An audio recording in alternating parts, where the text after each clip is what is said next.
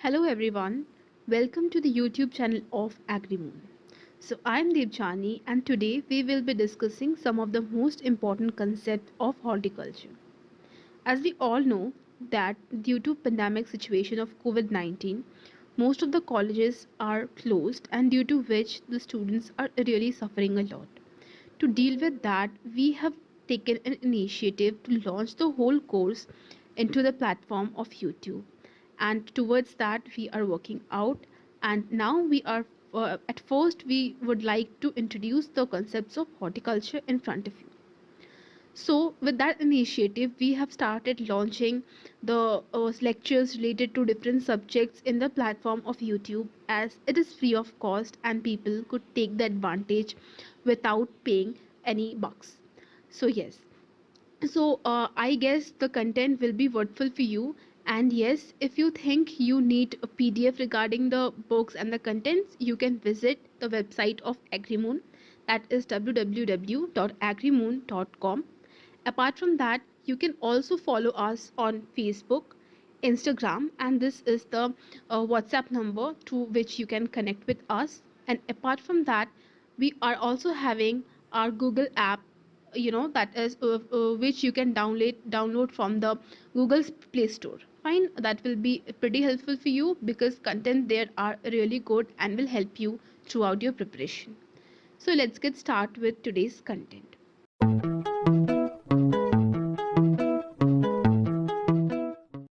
So, as I have said that we will be discussing the concept of horticulture. So, पहला it's very important to understand what is horticulture. किसी भी subject को शुरू करने से पहले I guess it's very important कि हम जान ले कि उस सब्जेक्ट की थोड़ी बहुत हिस्ट्री क्या है, वो कहाँ से आई है and all such stuff, right? So, let's see the content. The term horticulture is derived from a Latin word hortus, meaning garden, and cultura meaning cultivation. तो हॉर्टिकल्चर पढ़ने वाले हैं तो जाहिर सी बात है कि हॉर्टिकल्चर ये जो वर्ड है ये कहाँ से आया इसको भी जानना इम्पोर्टेंट है, राइट? तो हॉर्टिकल्चर वर्ड जो है वो लैटिन वर्ड है. ये काफ़ी बार क्वेश्चन पूछा जाता है कि हॉर्टिकल्चर का जो हॉर्टिस है वो कहाँ से आया है, तो आपको याद रखना है कि लैटिन वर्ड है. So horticulture is derived from a Latin word, right? अब आगे बढ़ते हैं. Horticulture is the science and technique of production, processing, and merchandising of fruits, vegetables, flowers, spices, then plantation, medicines and aromatic plants. तो horticulture एक ऐसा science है जहाँ पर आप कह सकते हो कि इट्स इट्स एडवांस्ड वे और advanced way of production of vegetables and fruits, flowers.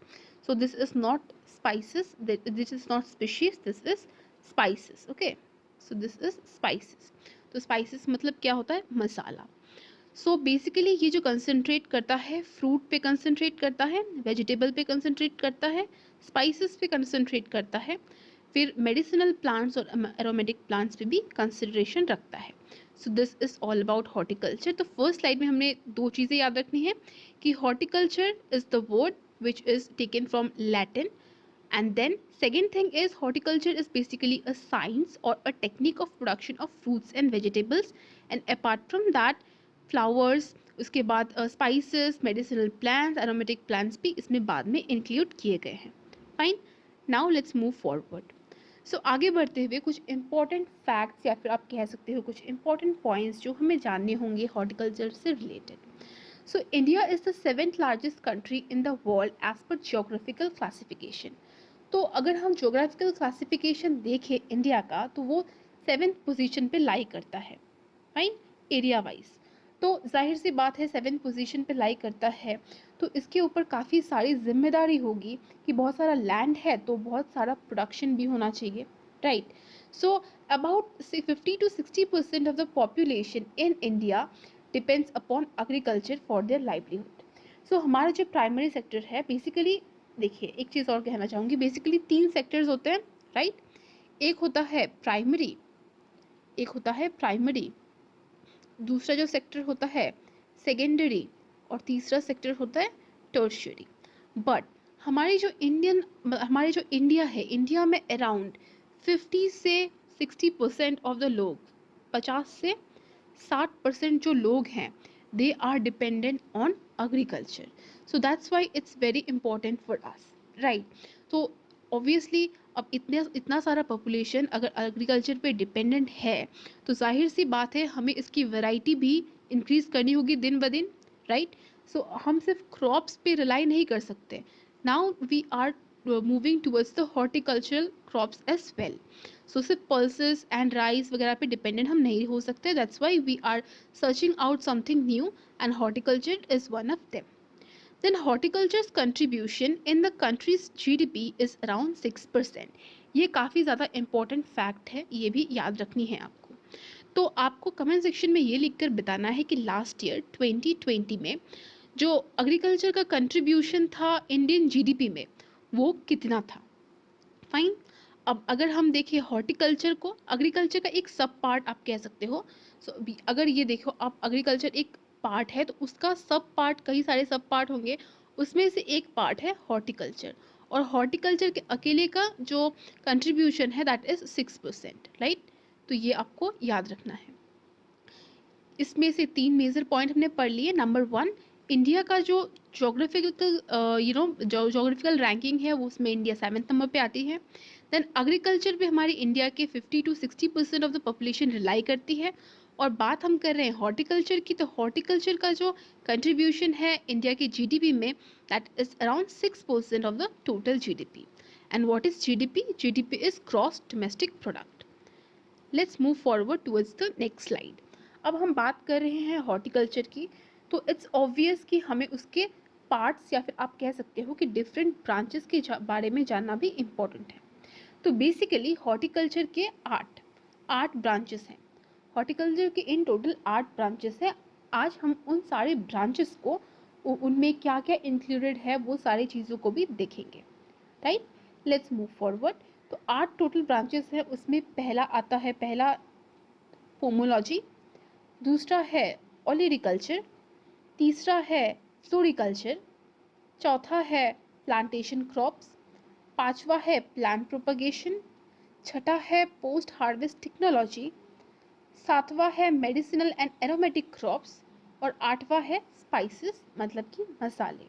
तो इन टोटल आप कह सकते हो कि हॉर्टिकल्चर के, देखिए एग्रीकल्चर का सब पार्ट है हॉर्टिकल्चर, और हॉर्टिकल्चर के भी आगे जाके फिर ब्रांचेस बन जाते हैं.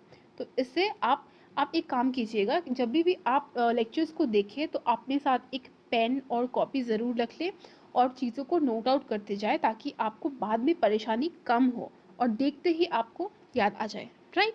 तो देखते हैं एग्रीकल्चर जो है that is the main branch और प्राइमरी सेक्टर का मेन ब्रांच है. देन एग्रीकल्चर का जो सब पार्ट है उसमें से एक है हॉर्टिकल्चर, और हॉर्टिकल्चर के इन टोटल 8 ब्रांचेस हैं, राइट? इन टोटल हॉर्टिकल्चर के 8 ब्रांचेस हैं. तो आपको आई होप कि मतलब मोटा मोटा कॉन्सेप्ट जो है वो समझ में आ गया होगा. आप इसी तरीके से जो है ना फ्लो चार्ट बना के चलिए अपने कॉपी में. उससे क्या होगा कि आपको मेमोराइज करने के लिए रटना नहीं पड़ेगा. You can easily sit down and have a look at the content and easily the things will get grabbed up in your mind. सही. Now let's move forward. So हमने देख लिए हैं टोटल 8 ब्रांचेस होते हैं हॉर्टिकल्चर के. अब आगे हम हर एक ब्रांच के डेफिनेशन को लेके चलेंगे ताकि हम समझ पाए.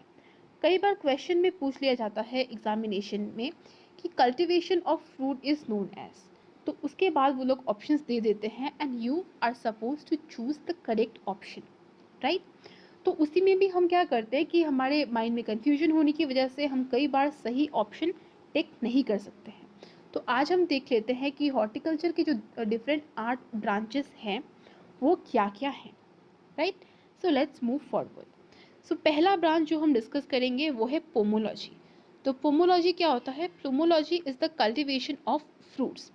तो फ्रूट के कल्टिवेशन को क्या कहा जाता है? पोमोलॉजी. Next is ओलिरिकल्चर.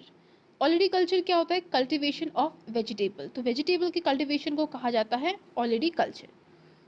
देन आता है floriculture. So floriculture is really very easy because flowers flory it's connected, right? तो flowers flory is connected, so that now with that you can understand that floriculture is related to the cultivation of flowers. Next is the plantation crop. So plantation crops के under में आता है cultivation of coconut, rubber, T, coffee.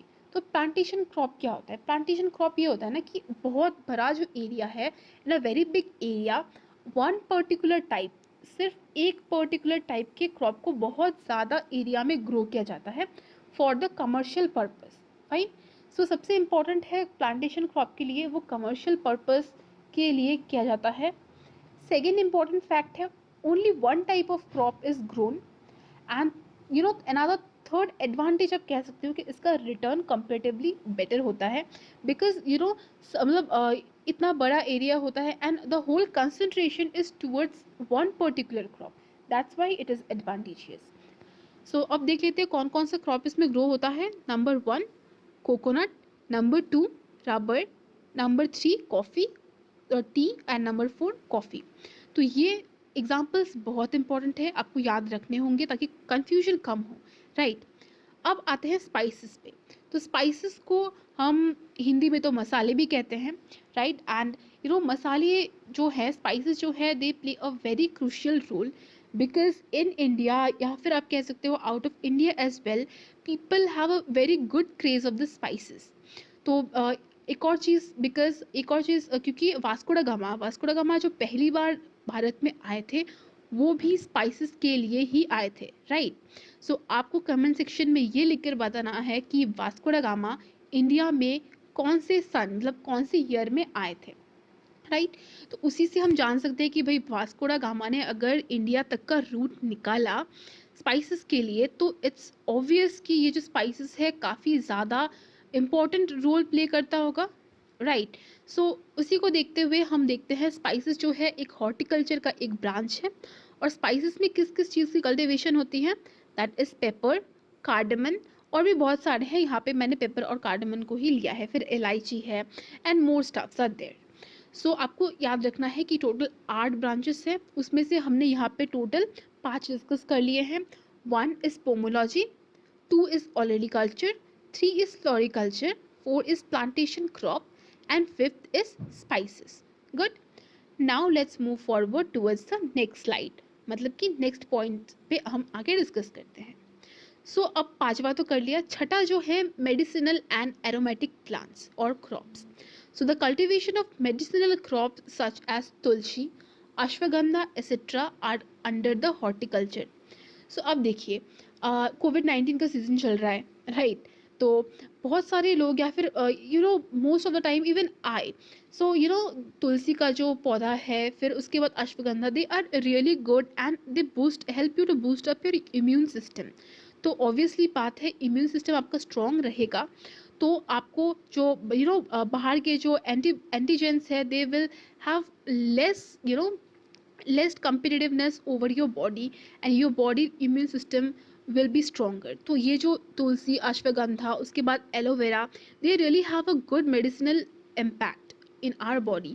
so इसी वजह से they have a very high demand and they are also considered under the branch of agriculture, under the branch of horticulture। So yes, तो आपको medicinal और aromatic plants के 3-4 नाम तो याद रखने ही हैं। तुलसी है, अश्वगंधा है, देन टर्मरिक भी आता है, फिर आपका एलोवेरा भी है। So all this stuffs are there. अब देन आते हैं नेक्स्ट पॉइंट पे, that is PHT, that is post harvest technology.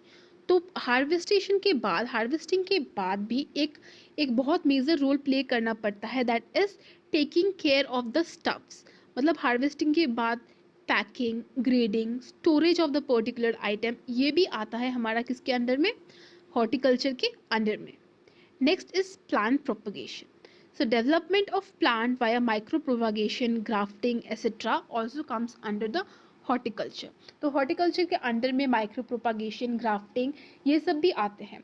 Well, सो आज हम इसका इंट्रोडक्शन देखेंगे, और नेक्स्ट जो एक छोटा सा वीडियो हम बना देंगे अलग से जो प्लांट प्रोपागेशन के ऊपर, because that is really important, क्योंकि ग्राफ्टिंग के कम से कम 7-8 टाइप्स होते हैं, राइट। और हर एक को पिक्चोरियल रिप्रेजेंटेशन देंगे तो आप लोगों को बहुत अच्छे से समझ में आएगा, और नेक्स्ट टाइम आपको कॉपी से नोट आउट करने की या फिर देखने की ज़रूरत नहीं पड़ेगी, बस they will get stucked into your mind, right. तो फिलहाल के लिए आप इतना जान लो कि plant propagation is also a part of, और you can say a branch of horticulture, और प्लांट प्रोपागेशन में आता है माइक्रो प्रोपागेशन, ग्राफ्टिंग वगैरह। Okay, now let's move forwards to the next slide. अब आए हैं हम लोग हॉर्टिकल्चर के बारे में डिस्कस करने, तो इट्स ऑब्वियस कि हमें हॉर्टिकल्चर के फीचर्स के बारे में भी जानना इम्पॉर्टेंट है। तो काफ़ी बार क्वेश्चन में जो एग्जामिनेशन मतलब जो एग्ज़ाम है उसमें क्वेश्चन में पूछ लिया जाता है। एक क्वेश्चन तो बहुत ही ज़्यादा कॉमन है, डिफाइन, यस डेफिनेशन पूछ लेते हैं यूजी। ऑब्वियसली मैं ना अंडर ग्रेजुएट एग्जाम की बात कर रही हूँ, right. Define horticulture, define horticulture जो है ये एग्जामिनर का 2 मार्क्स का एटलीस्ट फेवरेट क्वेश्चन होता है, 2 मार्क्स का फेवरेट क्वेश्चन होता है एग्जामिनर का डिफाइन हॉर्टिकल्चर। देन उसके साथ में वो लोग एक और चीज़ क्या करते हैं, 2 नंबर इसका सब पार्ट बना देते हैं कि features of horticulture. Okay, so ये साथ में ही आप लेके चलोगे तो that will be really helpful. तो फीचर्स ऑफ हॉर्टिकल्चर भी एग्जामिनर पूछ लेता है, as an extended form of the question of define horticulture, right. तो उसी को देखते हुए let's get back and discuss the features of horticulture. तो horticultural crops are basically rich source of vitamin, minerals and alkaloids. तो जो horticultural crops है वो बहुत ज़्यादा अच्छे सोर्स है किसके, vitamins के, minerals के और alkaloids के। So this is the number one point and the most important point जिसकी वजह से horticulture को एक अलग ही दर्जा दिया गया, right? And second is the aesthetic grafting is an exclusive phenomena in horticultural science. So aesthetic grafting जो है aesthetic value काफ़ी ज़्यादा है horticultural crops की। जैसे कि for example मैं देना चाहूँगी कि हिंदुज़म में अगर कोई एक पर्टिकुलर पूजा है तो कुछ स्पेसिफिकेशंस होते हैं कि वही पर्टिकुलर फ्रूट उस पूजा में चाहिए, right. So that is the aesthetic value of horticultural crop in, you can say, a religion. Next is the need of intensive agriculture requirement. तो इंटेंसिव एग्रीकल्चर की रिक्वायरमेंट भी एक और इम्पॉर्टेंट फीचर है horticulture की। Then propagation such as training pruning required skilled labours. तो एक और चीज़ जो है आगे जाके मैं डेफिनेशंस में बताऊंगी कि ट्रेनिंग प्रूनिंग ये सब क्या है। ये बेसिकली ना, ये जो ट्रेनिंग प्रूनिंग है ये they are a particular chapter आप कह सकते हो। तो इसको तो मैं आगे डिस्कस करूंगी, आगे के जो क्या बोलते हैं हमारे लेक्चर्स आएंगे उसमें हम इन डिटेल डिस्कस करेंगे। बट अभी के लिए दो, training pruning they are the important features of horticulture. तो आप मैं कोई भी ऐसे ही नहीं कर सकता। We need proper training and skills कि कहाँ से कितनी कटिंग करनी है। All this stuffs are really important, right. तो हमने फीचर्स ऑफ हॉर्टिकल्चर भी डिस्कस कर लिया। तो क्वेश्चन यहाँ से जो आ सकते हैं यूजी के एग्जाम में, नंबर 1 व्हाट इज हॉर्टिकल्चर या फिर डिफाइन हॉर्टिकल्चर, उसका ही एक एक्सटेंडेड फॉर्म जो एग्जाम में पूछते हैं that is features of horticulture, right the important features of horticulture. और अगर एग्जामिनर को और भी ज़्यादा आपसे जानना हुआ तो ब्रांचेस ऑफ हॉर्टिकल्चर भी वो पूछ लेंगे, right. Now let's move forward towards the next slide. अब आते हैं इम्पोर्टेंस ऑफ हॉर्टिकल्चर। तो जाहिर सी बात है कि हमने जो है हॉर्टिकल्चर को एक अलग दर्जा दे दिया एग्रीकल्चर के होने के बावजूद भी, तो ऑब्वियस सी बात है उसका एक अलग इम्पोर्टेंस होगा। सो उसी इम्पोर्टेंस को आज हम डिस्कस करेंगे। So first thing is fruits and are good source of nutrients, minerals, aroma and alkaloid fibers. So fruit जो है basically बहुत अच्छा source है nutrients, minerals, aroma का। So that's why उसे एक अलग दर्जा दिया गया और उसे horticulture के अंदर में लाया गया। Another thing is horticultural crops are good medicines also. Yes, horticultural crops are good medicine also. आपको तो इतने दिनों में पता चल ही गया होगा कि कोविड-19 के जो ये जो कोविड-19 का जो पेंडेमिक सिचुएशन था इसमें जितने भी पेशेंट्स थे उन्हें कहा गया take as much as vitamin C you can to boost up your immune system. तो वही विटामिन सी कहाँ से आता है, साइट्रस फूड से। तो citrus food is also part of horticulture. So I think मैंने आपको लिंक करा पाई that how medicinal use of horticulture is there in our daily life, right. So let's move forward. अब आते हैं तीसरे पॉइंट की ओर, and economic propagation they give a higher return per unit area in terms of energy. ये जो horticultural crop है उसका जो इकोनॉमिक रिटर्न है इन टर्म्स ऑफ मनी वो काफ़ी ज़्यादा है बाकी क्रॉप से। So that's why it is also having a different level of importance, right. Fourth point है act as a substitute of family income being component of home garden. So बहुत सारे लोग होते हैं ना, वो क्या करते हैं कि अपने घर के आसपास उनका जो फ्री एरिया होता है वहाँ पे वो लोग कोकोनट, जैसे मैं वेस्ट बंगाल से हूँ, तो हमारे यहाँ पे कोकोनट के प्लांट लगाते हैं, देन वी कैन सुपारी के पेड़ लगाते हैं, so that they could have a additional income. So ये जो हॉर्टिकल्चर का एक और इम्पोर्टेंस क्या है कि सब्सटीट्यूशन ऑफ फैमिली इनकम को भी कुछ हद तक वो बढ़ाता है। Now let's discuss the fifth point. It is a good source of foreign exchange earners as compared to agricultural crop. So it's a good source of foreign exchange earner because देखिए इसका एक एग्जांपल ये हो गया, example मैं आगे discuss करूंगी, fine, वो भी डिटेल्स में, बिकॉज अभी अगर थोड़ा बता दूंगी ना that will mesmerize over here. So let me discuss कि जो एग्रीकल्चर के जो हॉर्टिकल्चरल क्रॉप्स है उसका काफ़ी ज़्यादा जो है इम्पोर्ट और एक्सपोर्ट में काफ़ी ज़्यादा इम्पोर्टेंस है। सो हॉर्टिकल्चर के एक्सपोर्ट से इंडियन एग्रीकल्चर को एक काफ़ी अच्छा बूस्ट मिल सकता है, so it's a good thing. Then the sixth point, as an input for industry being amenable to processing, especially fruits and vegetable preservation industries.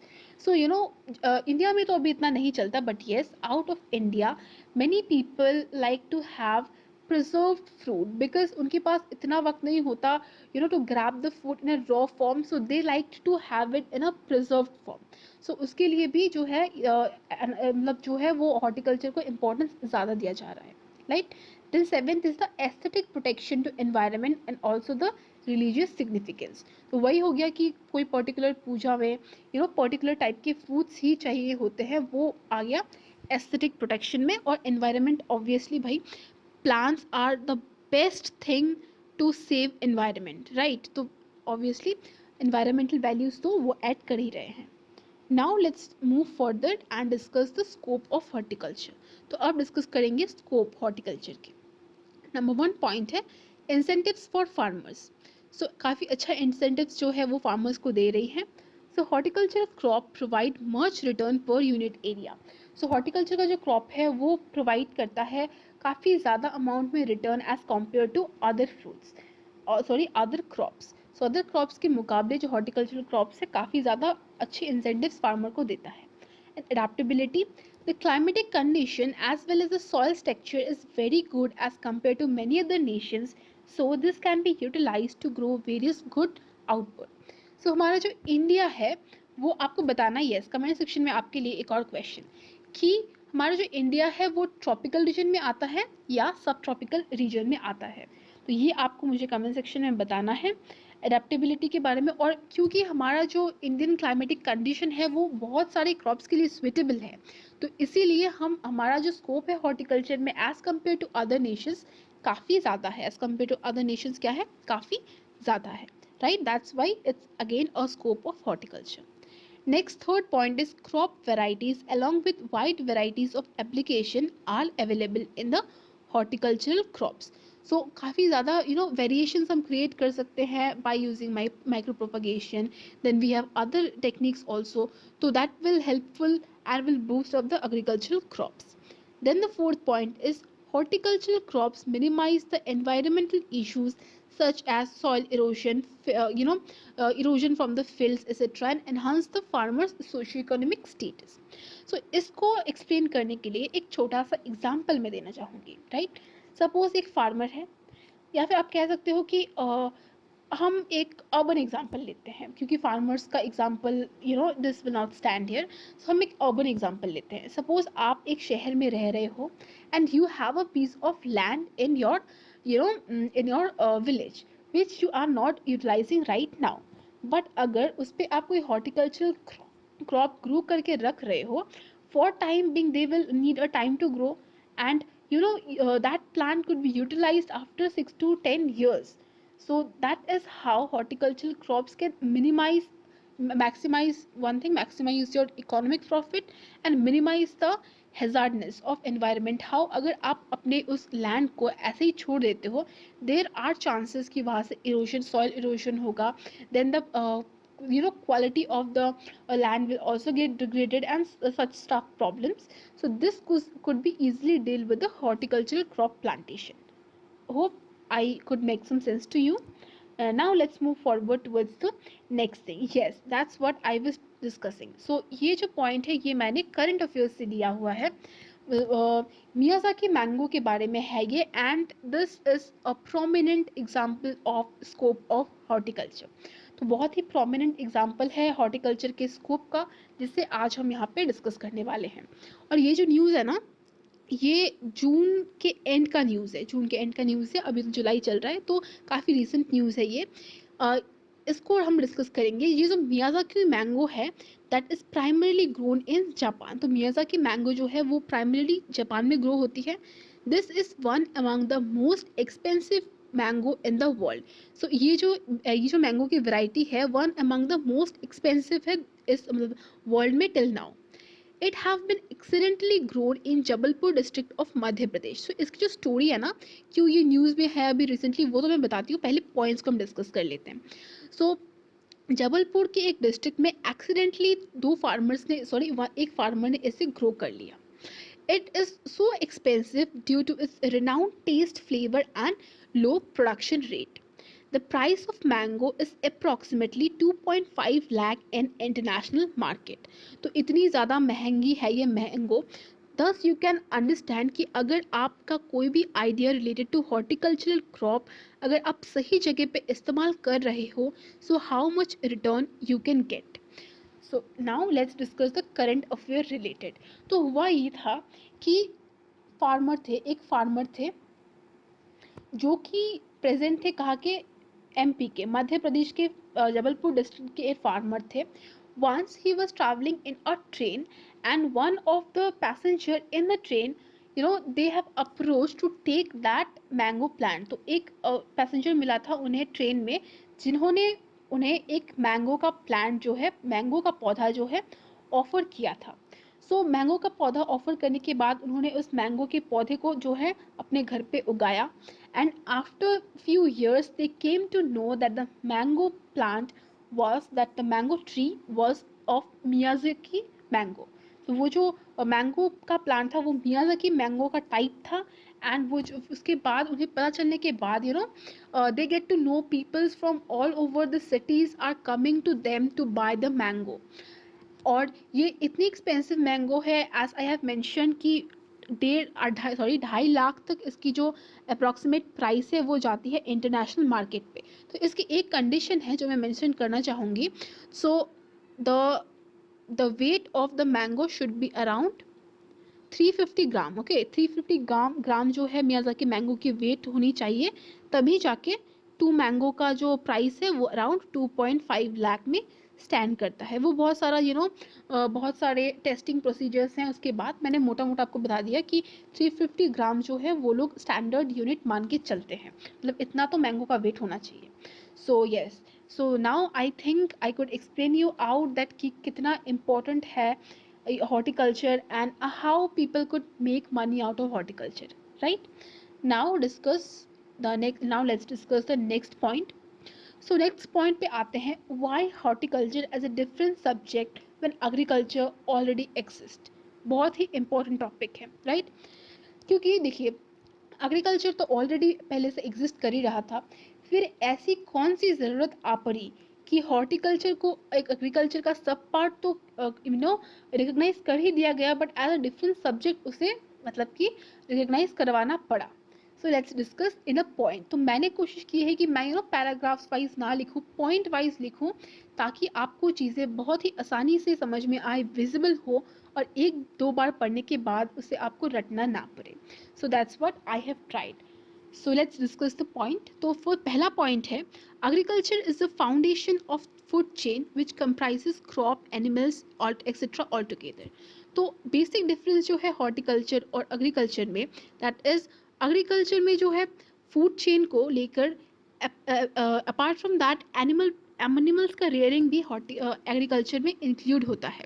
But horticulture में जो है एनिमल की प्रोडक्शन के ऊपर फोकस नहीं दिया गया है. Horticulture mainly focuses on fruits and vegetable. तो फ्रूट्स एंड वेजिटेबल का कल्टीवेशन जो है हॉर्टिकल्चर का मेन फोकस है.